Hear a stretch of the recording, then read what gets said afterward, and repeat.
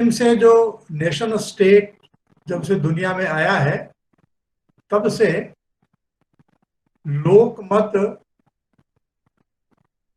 पर एक तंत्र लोक के नाम पर आरूढ़ हुआ है, लोकतंत्र। और उसमें यह कोशिश की गई है कि लोक अपने आप को कानून से नियमित करेगा। लोक अपने आप को कानून से नियमित करेगा, यह एक लोकतंत्र की थ्योरेटिकल अवधारणा है।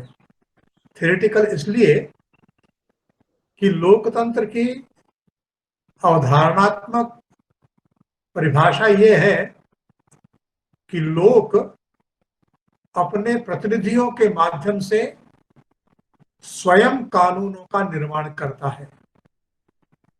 अब यह जो प्रस्तावना है कि लोक अपने प्रतिनिधियों के माध्यम से स्वयं कानूनों का निर्माण करता है, इस वाक्य का अर्थ और जिस लोकतंत्र को हम देख रहे हैं उसमें मेल कीजिए तो आप पाएंगे कि यह वाक्य केवल पुस्तकीय है, क्योंकि दुनिया भर के चुनावों में मतदाता कानून बनाने के लिए अपना प्रतिनिधि चुन रहा है, ऐसा बहुत बार उसको भी एहसास नहीं है और जो वोट लेने जाता है उसको भी एहसास नहीं है। और इसलिए कानून कौन बनाता है, कानून कैसे बनते हैं, इसके बारे में सामान्यतया लोगों को कोई जानकारी नहीं होती। और ऐसे में सभी लोकतंत्रों की यह समस्या है कि लोग कानून तोड़ते हैं। ये कैसे संभव है कि जब लोग स्वयं ही कानून बनाने वाला है तो वह कानून क्यों तोड़ेगा?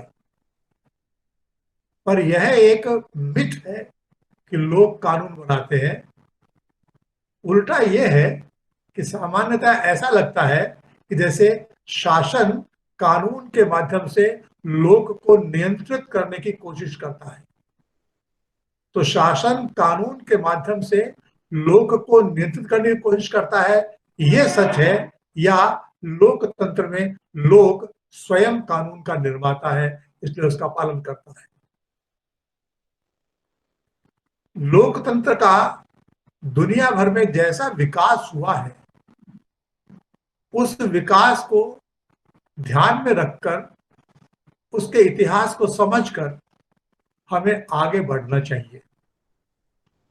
यदि आज के लगभग 250-300 साल के पहले के पश्चिम के लोकतंत्र को देखें तो वह जितना भयानक था उस तुलना में हमारे देश का आज का लोकतंत्र भी बहुत अच्छा है, गंगा नहाया सा पवित्र है। क्यों है ऐसा? ऐसा इसलिए है कि पश्चिम में लोकतंत्र की कागजी परिभाषाएं अपनी जगह है, पर व्यवहार में वो कैसे आया?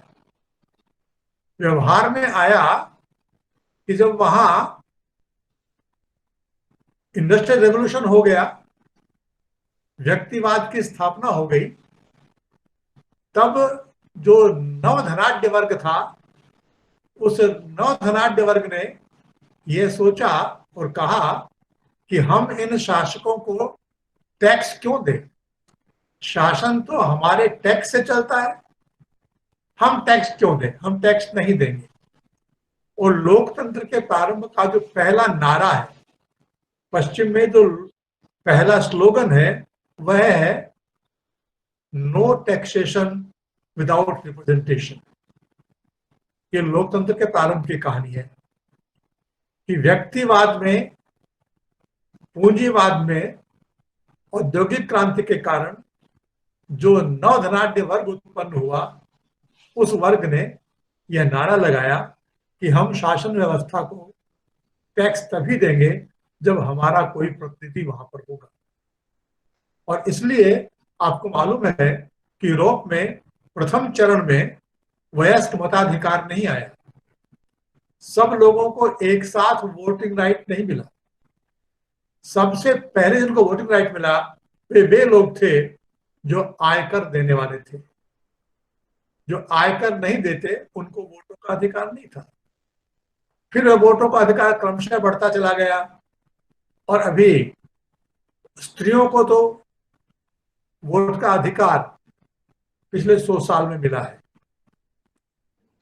तो वोट का अधिकार वहां क्रमशः बढ़ता चला गया है और लोकतंत्र का जो विकास हुआ है उस विकास में सिद्धांततः लोकमत नियामक है, लेकिन व्यवहार में जो सत्ता चाहते हैं लोकतंत्र की, लोकतांत्रिक सत्ता पर जो कब्जा करना चाहते हैं, वे लोकमत को मैनिपुलेट करते हैं। मैनिपुलेटिंग पब्लिक ओपिनियन, यह संपूर्ण दुनिया के लोकतंत्र का सच है। और इसलिए दीनदयाल जी कहते हैं हमें अपने लोकतंत्र का भारतीयकरण करना चाहिए।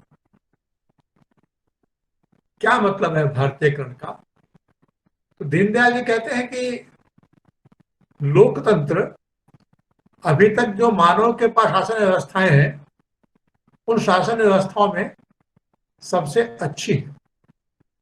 इस संदर्भ में परम पूज्य श्री गुरु जी का एक वाक्य है और वो ये है, मानव द्वारा अनुसंधानित शासन व्यवस्थाओं में लोकतंत्र सबसे कम खराब है।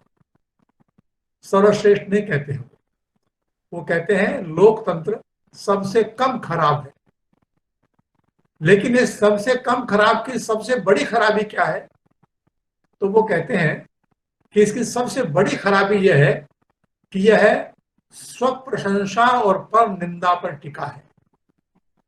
इस लोकतंत्र का अधिष्ठान ही है कि जो व्यक्ति वोट मांगने आता है वो अपनी बड़ाई करता है और दूसरे की निंदा करता है। श्री गुरु जी कहते हैं कि स्व प्रशंसा और पर निंदा यह तो विकार है। इस विकार के अधिष्ठान पर खड़ा हुआ ये ढांचा, ये संस्कार युक्त कैसे हो सकता है? जो विकृति की उपज है वो संस्कृति का प्रतिनिधित्व नहीं कर सकता।